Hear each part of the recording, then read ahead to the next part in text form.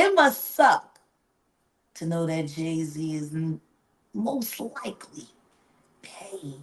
The fact that Jay Z is probably paying for all of this to be done to you must be awful. According to legalists, you could indict a ham sandwich, but the Southern District of New York has a 98.2 conviction rate. It appears that Shane Deal is going all out to expose the truth about the Diddy saga. As stated by The Insider, Diddy allegedly has important cards in his pocket that have put a restraint on Jay-Z's career. You may have noticed that Jay-Z has been completely silent about Diddy's situation, but rumor has it that Jay-Z may soon fall in Diddy's lap. Yes, you heard correctly. Things are getting wilder and wilder every day. Let's get started.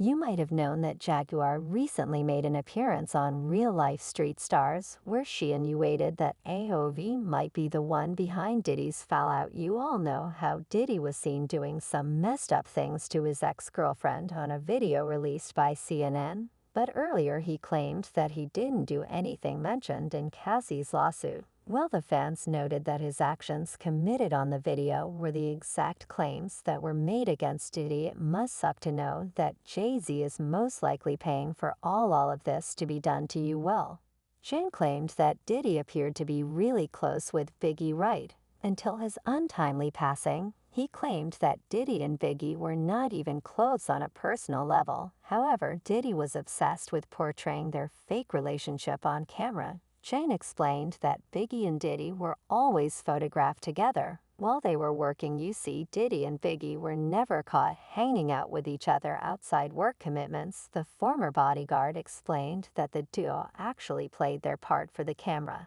and that Biggie was allegedly trying to get out of Diddy's label before he passed away. You see, Shane explained that he saw Biggie's new contract with his own eyes. And I seen big contract, and it was talking about, well, you get $250,000, for signing you're going to get another $250,000 to thing go gold.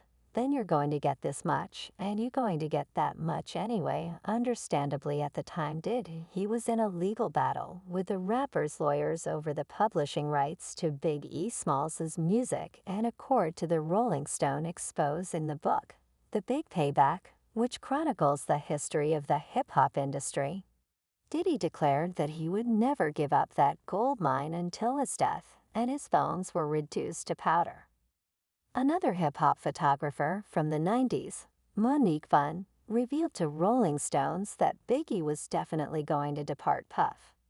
I have proof since he informed me that also. Another unidentified source added everybody wanted to leave Puffy. Everybody leaves him. Sources further accused Combs of capitalizing on the shock and sorrow of Biggie's death after he was eliminated in a drive-by shooting in March 1997. It was reported that the Bad Boy for Life star denied the leave request for alleged Brookshire Arista and Bad Boy's former publicity director, who was traveling with the rapper the day before his death. Instead, he demanded that employees work towards Biggie's posthumous album Life After Death, hitting #1 upon its release. You might be wondering what happened to it. Well, a few months after Biggie's death, Bad Boy Records was approached by Rolling Stone to feature it on their magazine's cover. The label's co-founder and then President Kirk Burroughs reportedly suggested the honor should go to the late rapper. However, Diddy denied Kirk's suggestion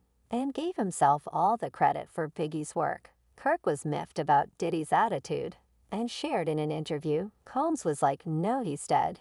You may not know." But Chun revealed that Biggie had done 6 albums for Diddy in just the 2 years that he worked for him, and no one could have ever beaten that record even. That's how Diddy ended up on the cover of the August 1997 issue of the magazine.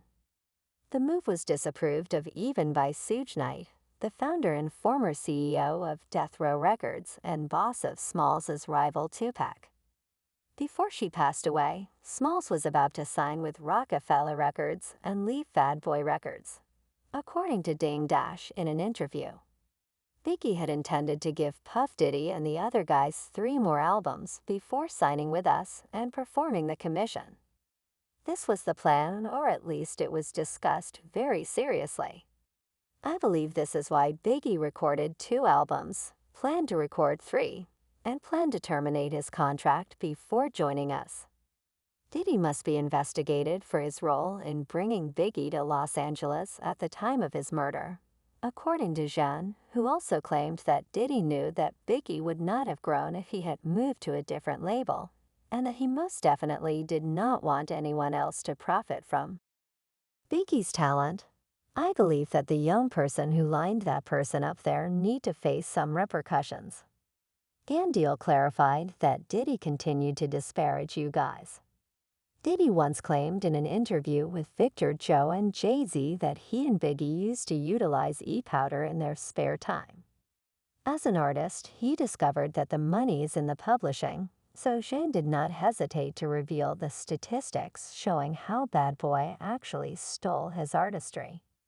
Shane refuted those claims, saying that Biggie did not want to be in a vulnerable position with Diddy because he did not trust him enough. You see, Shane revealed that Biggie knew that Diddy was making millions off of his albums, and that he was the real reason Biggie wanted to change labels.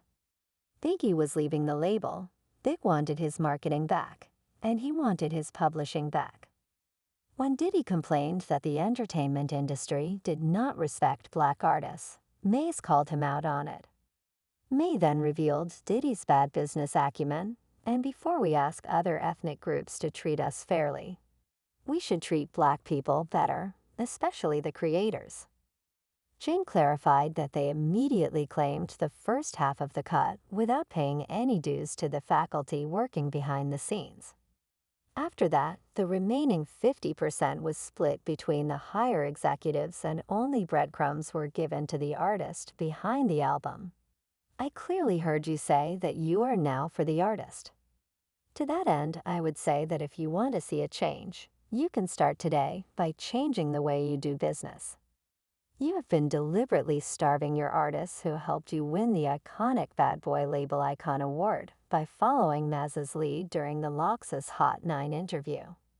It appears that Diddy still owns Biggie's publishing.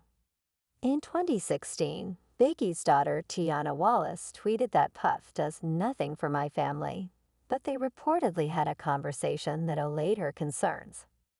Lil C called in and claimed that Diddy bought Biggie's publishing for $200,000 in 1995 because Biggie was broke despite having a gold hit with Juicy. Biggie's mother later discredited C's account.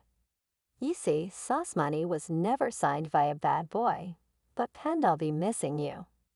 Around the same period, another artist also came out regarding Diddy and Jay Z's purported collaboration to plunder their talents. The Brooklyn rhymer's career as a ghostwriter was paid with Diddy's Grammy-winning eulogy of Biggie. However, it appears that the two had a falling out at some point in the previous 20 years. In 2019, he mocked Diddy for doing a sucker on his Love Tap track, where he rhymed, "Should have flamed your behind in 06. Did the D's make you forget who it was who wrote your biggest hit?" Diddy's Grammy speech rang hollow for him, as well as he noted that he respected the message just not coming from him. He screenshots Maz's Instagram comments and added his own touch. Can you imagine how many mazes there